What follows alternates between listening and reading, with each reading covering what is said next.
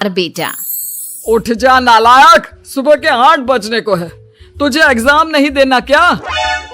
थोड़ी देर और सोने दीजिए ना पापा। तू उठता या फिर मैं तेरे ऊपर पानी फेंकूं? रोज गधों की तरह सोता रहता है, पेपर की कोई टेंशन ही नहीं है। और एक हमारा समय था जब हम पेपर में फेल होने के डर से रात भर पढ़ा करते थे, सो ही नहीं पाते थे। तो क्या अब आप उसका बदला मुझसे लेंगे? मैं 15 मिनट बाद उठ जाऊंगा, आप प्लीज जाइए, मुझे डिस्टर्ब मत कीजिए।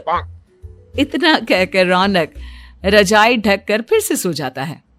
तू ऐसे नहीं मानेगा, रुक मैं अभी पानी लेकर आता हूं। बस फिर क्या था, इतना कहकर वो भागते हुए बाथरूम में जाते हैं और पानी की एक बड़ी सी बाल्टी लाकर रौनक के ऊपर फेंक देते हैं। पानी पड़ते ही रौनक झट से उठ जाता है। ये आपने क्या किया पापा? अब तो उठेगा नहीं तो यही करना पड़ेगा ना। वैसे थैंक्स डैड, आपके कारण ना अब मुझे नहाने की भी जरूरत नहीं पड़ेगी।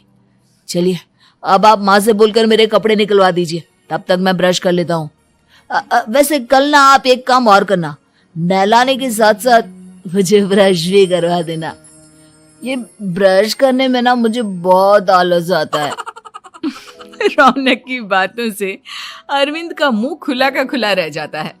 वो अपनी पत्नी कमला के पास जाता है और रौनक की हरकतों के बारे में बताता है, जिसे सुन उसकी पत्नी हंसने लगती है।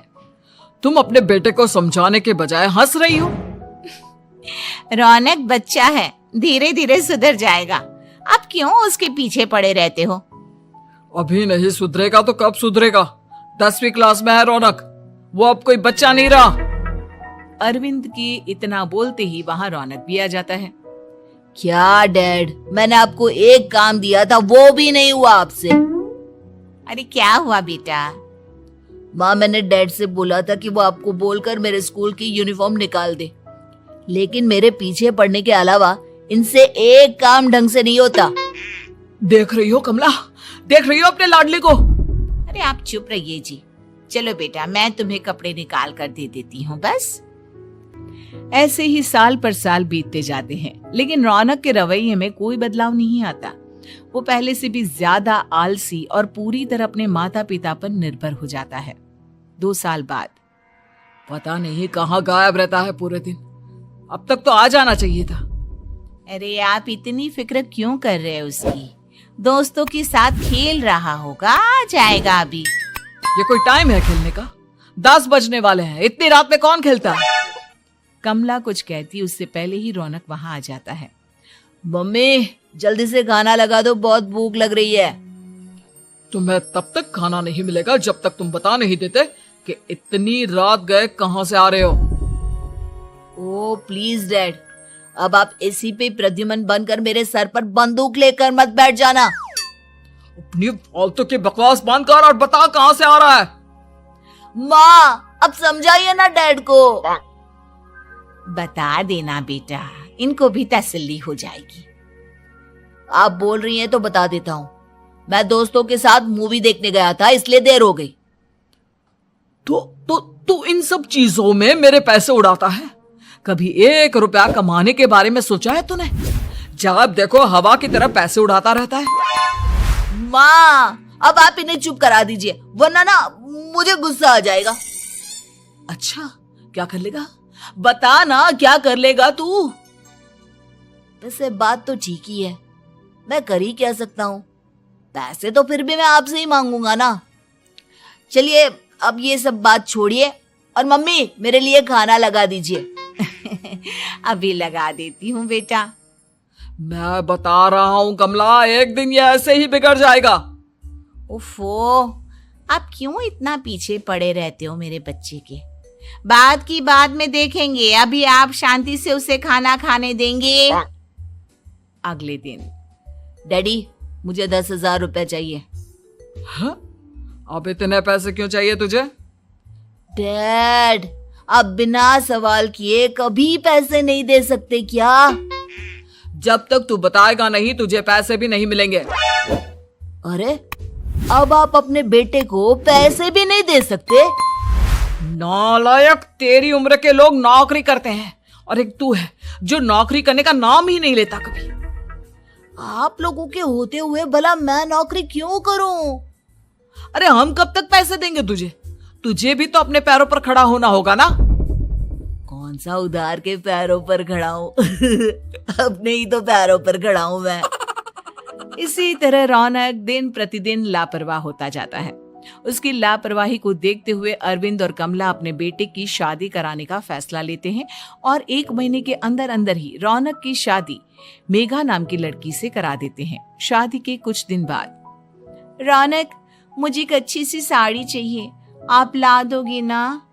हाँ, क्यों नहीं। कितने तक की आती है साड़ी? यही करीब 5,000 तक की। तुम चिंता मत करो, मैं आज ही डैडी से पैसे मांगकर तुम्हारे लिए साड़ी ले आऊंगा। आप कब तक ऐसे ही अपने पापा से पैसे मांगते रहेंगे? कोई अच्छी सी नौकरी क्यों नहीं कर लेते आप? अरे डैड के होते हुए मुझे नौकरी करने की जरूरत ही क्या है? पर आप ऐसे कब तक उनसे पैसे मांगते रहेंगे? कुछ आपको अपने दम पर भी तो करना होगा ना। अब तुम भी बाकी लोगों की तरह मुझे ज्ञान देना शुरू मत कर देना। साड़ी चाहिए ना तुम्हें, मिल जाएगी बस।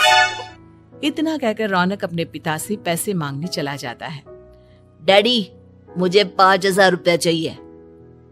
अब 5,000 क्यों चाहिए तुझे? वो मेघा को साड़ी चाहिए थी।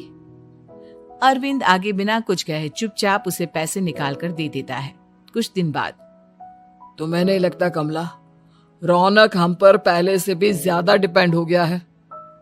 मुझे तो अब उसके भविष्य की चिंता होने लगी है। कल को हमें कुछ हो गया तो वो क्या करेगा? काश तुमने पहले ये सोच लिया होता तो आज हमारा बेटा इतना लापरवाह नहीं होता। तब मुझे कहाँ पता था कि मेरा लाड प्यार उसे इतना बिगाड़ देगा कि वो इस हद तक लापरवाह बन जाएगा। कोई बात नहीं, अभी भी देर नहीं हुई। मुझे पता है उसे कैसे सुधारा जा सकता है। कैसे? अरविंद कुछ कहता उससे पहले रौनक वहां आ जाता है और पैसों के लिए हाथ फैलाने लगता है। डैड, मैं और मेघा बाहर घूमने जाना चाहते हैं। अरे वाह, ये आज सूरज कहाँ से निकला है? Dad please. अच्छा चलो अब मुद्दे की बात करो। मुझे अब 25,000 चाहिए। अब तुम्हें 1 रुपया भी नहीं मिलने वाला। अगर तुम्हें पैसों की इतनी ही जरूरत है तो कोई ढंग की नौकरी कर लो। मम्मी, आप कुछ कहिए ना डैड को। बेटा, वो गलत क्या बोल रहे हैं? ये सब हम तेरे भले के लिए ही तो कर रहे हैं। मम्मा, मैंने बताया ना आपको, मुझे नहीं करनी कोई जॉब वॉब। तो ठीक है, निकल जाओ हमारे घर से। तुम्हारे जैसे लोगों के लिए मैंने ये घर खड़ा नहीं किया है। जितना ये घर आपका है ना, उतना ही मेरा भी है। मैं कहीं नहीं जाने वाला। जाना तो पड़ेगा ही तुझे, क्योंकि अब मैं तेरा कोई भी खर्चा नहीं उठाने वाला। ठीक है, मत उठाइए मेरा खर्चा, मैं अपने दम पर भी जी सकता हूँ। तो बेशर्मों की तरह अब तक यहाँ क्यों खड़ा है? अपना सामान ले और निकल जाए यहाँ से। रौनक पैर पटकते हुए वहां से चला जाता है। घर से निकालना जरूरी है क्या उसे? बिना पैसों के कौन रखेगा उसे किराए पर? अगर उसका भविष्य सुधारना है तो हमें अपने दिल पर पत्थर रखकर ये कदम उठाना ही होगा। दोनों बात कर रहे होते हैं कि रौनक अपनी पत्नी के साथ एक बड़ा सा बैग लेकर घर से निकल जाता है, लेकिन घर से बाहर उसे कोई भी मुफ्त में अपने घर किराए पर नहीं रखता। अंत में थक हार कर वो फिर से अपने घर चला जाता है। क्या हुआ? थोड़ी देर पहले तो दहाड़ते हुए घर से निकला था, अब क्या हुआ? नहीं रखा ना किसी ने तुझे किराए पर? डैड प्लीज, मैं कुछ दिनों में कोई अच्छी सी नौकरी शुरू कर दूंगा। आप तब तक तो हमें रख लीजिए प्लीज। सुबह से रात हो चुकी है लेकिन कोई हमें रखने को राजी नहीं है। अब आप ही बताइए, इतनी रात को मैं मेघा को लेकर कहाँ जाऊंगा? ठीक है, बहू की वजह से मैं तुझे घर पर रख रहा हूँ, लेकिन तू इस घर में एक बेटे की नहीं बल्कि एक किराएदार की हैसियत से रहेगा। 3 महीने है तेरे पास। इन 3 महीनों के अंदर अंदर मुझे तेरी पहली तनख्वाह हाथ में चाहिए, समझ गया? पक्का डैड, इन 3 महीनों के अंदर अंदर तो कोई बढ़िया सी नौकरी ढूंढ ही लूंगा मैं। ऐसे ही धीरे धीरे समय बीतने लगता है और अरविंद के दिए 3 महीनों में से 2 महीने बीत चुके होते हैं। पापा जी ने हमें 3 महीने दिए थे, जिसमें से 2 महीने तो बीत चुके हैं। अब ये आखिरी महीना बचा है। अरे तुम चिंता मत करो, आज मेरा ना 2 जगह इंटरव्यू है, दोनों में से कहीं ना कहीं तो जॉब लगी जाएगी। अच्छा, all the best. Raunak interview के लिए निकल जाता है, जिसके बाद शाम में रौनक घर आता है। कैसा गया इंटरव्यू? आपकी नौकरी लगी या नहीं? अरे पहले सांस तो ले लेने दो अच्छे से। बताइए ना, मुझसे तो जरा भी इंतजार नहीं हो रहा है। वो दरअसल बात यह है कि मेरी नौकरी तो लग चुकी है, लेकिन पैसे बहुत कम है। कितने पैसे हैं? 15,000। इतने में अरविंद और कमला मिठाई का डिब्बा लेकर आ जाते हैं। बधाई हो बेटा। हम जानते थे तेरी जॉब जरूर लगेगी। लेकिन मेरी सैलरी बहुत कम है मम्मा। कम है तो क्या हुआ, धीरे धीरे बढ़ जाएगी। हाँ बेटा, हम तो बस चाहते थे कि तू अपने पैरों पर खड़ा हो जाए। मतलब अब आप मुझे घर से नहीं निकालेंगे? नहीं, ये सब हमने तुझे जिम्मेदार इंसान बनाने के लिए किया था। Thank you mummy papa. अगर आप दोनों ऐसा नहीं करते तो मुझे कभी अपनी जिम्मेदारियों का एहसास तक नहीं होता। आज आपने मुझे सिखा दिया कि इंसान का अपने पैरों पर खड़ा होना भी जरूरी होता है। इतना कहकर रौनक झट से अपने माता पिता के गले लग जाता है और अपनी कमाई की पहली तनख्वाह वो अपने माता पिता के हाथ में सौंपता है।